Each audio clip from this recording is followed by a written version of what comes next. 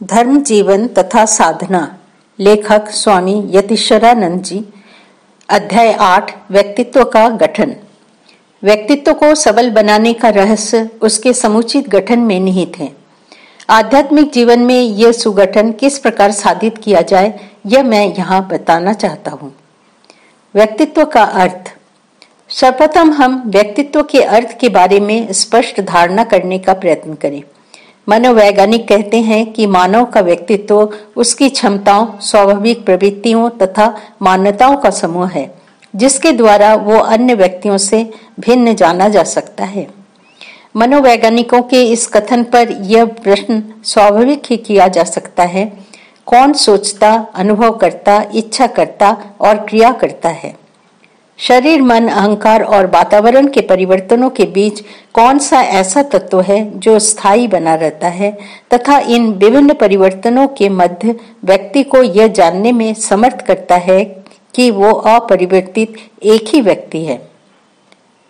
धर्म और दर्शन उपयुक्त मनोवैज्ञानिक उत्तर से संतुष्ट नहीं होते। वे इस प्रश्न की और अधिक गहराई में जानना चाहते हैं। हम मानवों में अहंकार, मन, इंद्रियां तथा शरीर ये सब मिलकर एक सामूहिक इकाई का निर्माण करते हैं।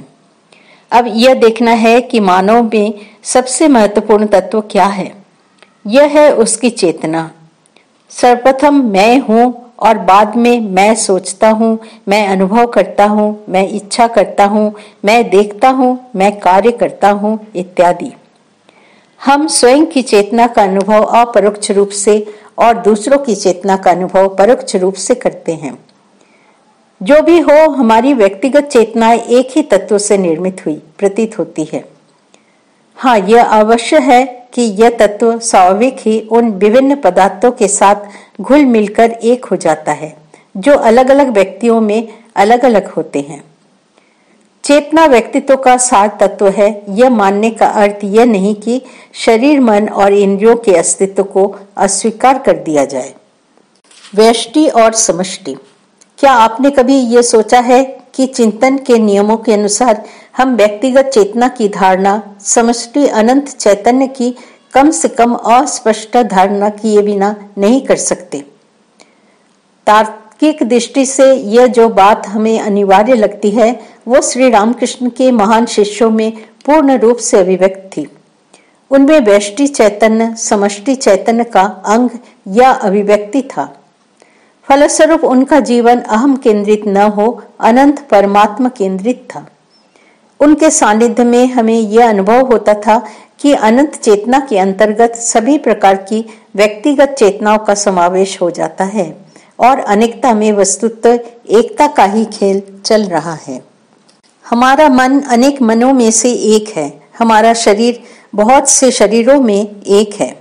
अतः यहाँ भी व्यष्टि और समष्टि का प्रश्न उपस्थित होता है। हिंदू आचार्य 3 प्रकार के आकाशों अथवा स्तरों का वर्णन करते हैं। महाकाश यानी भौतिक स्तर, चित्ताकाश मानसिक स्तर और चिदाकाश ज्ञान अथवा चैतन्य का स्तर। व्यष्टि देह समष्टि देह का पदार्थ के सागर का एक अंग है। व्यष्टि मन समष्टि मन का एक अंग है। व्यष्टि अहंकार अथवा चेतना समष्टि चेतना का एक अंग है। समष्टि मानो एक सागर है और व्यष्टि एक लहर। इन दोनों सागर और लहर में से कौन अधिक सत्य है? निश्चय ही सागर लहर की अपेक्षा अधिक सत्य है। लहर की भी सत्ता है, पर उसका अस्तित्व सागर पर आश्रित है। यही बात हमारे व्यक्तित्व के बारे में भी लागू होती है। हमारे व्यष्टि शरीर, व्यष्टि मन और व्यष्टि चेतना तथा समष्टि शरीर, समष्टि मन और समष्टि चेतना के बीच भी इसी प्रकार का संबंध है। क्या मैं रहस्यवाद अथवा तत्व विचार में बहुत अधिक डूबता जा रहा हूँ? मैं तो ऐसा नहीं सोचता।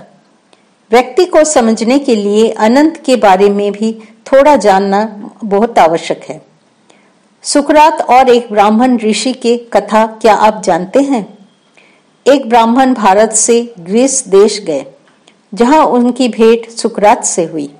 सुकरात ने उनसे पूछा, मानव ही मानवता का सबसे प्रमुख अध्ययन का विषय है। इस पर ब्राह्मण ने पूछा, परमात्मा यानी सर्वव्यापी पुरुष को जाने बिना तुम मानव को कैसे जान सकते हो? अनंत की पृष्ठभूमि में ही व्यक्ति को ठीक ठीक समझा जा सकता है। सर्वव्यापी व्यक्तित्व या परमात्मा की पृष्ठभूमि में ही व्यष्टि व्यक्तित्व को समझा जा सकता है।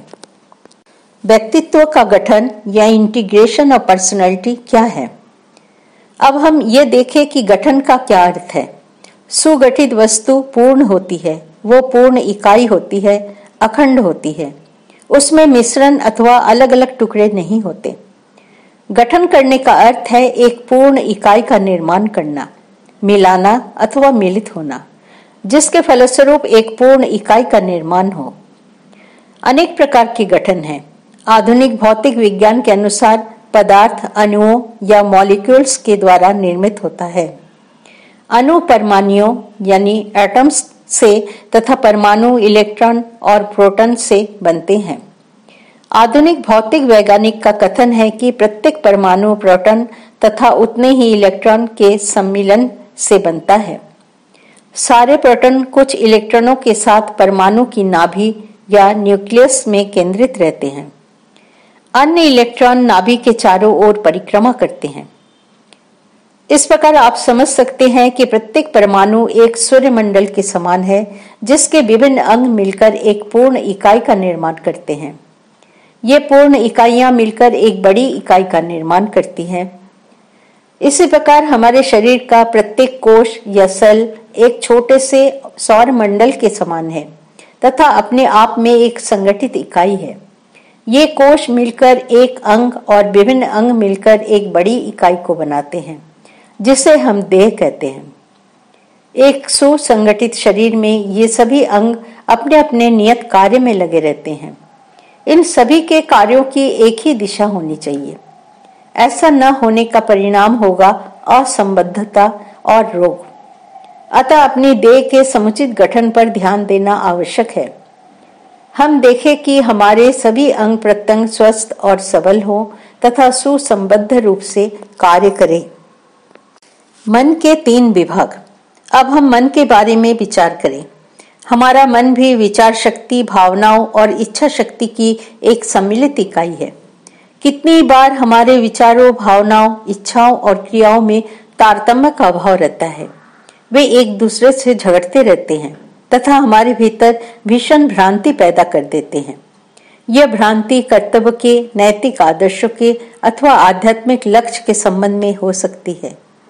हमारे भावनाओं के भंवर में फंसकर त्रसित हो सकते हैं। अतः इस स्तर पर भी पवित्रता, शक्ति और संतुलन के द्वारा व्यक्तित्व का गठन आवश्यक है। अहंकार। अब हम अहंकार की चर्चा करें। हम सभी जानते हैं कि हमारा अहंकार विकृत हो गया है। उसका आकर्षण केंद्र निरंतर परिवर्तित होता रहता है। इस क्षण वो किसी बाह्य पदार्थ के साथ एक रूप है तो दूसरे क्षण देह के साथ और बाद में इंद्रियों अथवा मन के साथ। वो मानो पागल हो गया है और किसी भी समय उसके गिरकर टूट जाने की संभावना है। कभी कभी वो स्वयं पर कितना अधिक केंद्रित हो जाता है, हम भूल जाते हैं कि हमारा व्यक्तिगत सीमित अहंकार महत अनंत अहंकार का एक अंग है। हम ये भी भूल जाते हैं कि अपने साथियों का कल्याण हमारे अपने कल्याण से भिन्न नहीं है। हम अहं केंद्रित बन जाते हैं, जो हमारे लिए, हमारे परिवार और समाज के लिए हानिकारक है। अतः यहाँ भी हमें एक अन्य प्रकार के सामंजस्य की आवश्यकता है। इस प्रकार व्यक्तित्व के गठन के शारीरिक, मानसिक और आध्यात्मिक ये 3 अंग हैं। सुनियोजित व्यक्तित्व में अहंकार अथवा सीमित व्यक्तिगत चेतना बृहत परमात्मा चेतना के साथ एक रूप हो जाती है। यह सुगठित चेतना शरीर और मन को सुसंबद्ध, सुव्यवस्थित और स्वाभाविक रूप से परिचालित करती है। ठीक ठीक व्यक्तित्व के गठन का यही अर्थ है।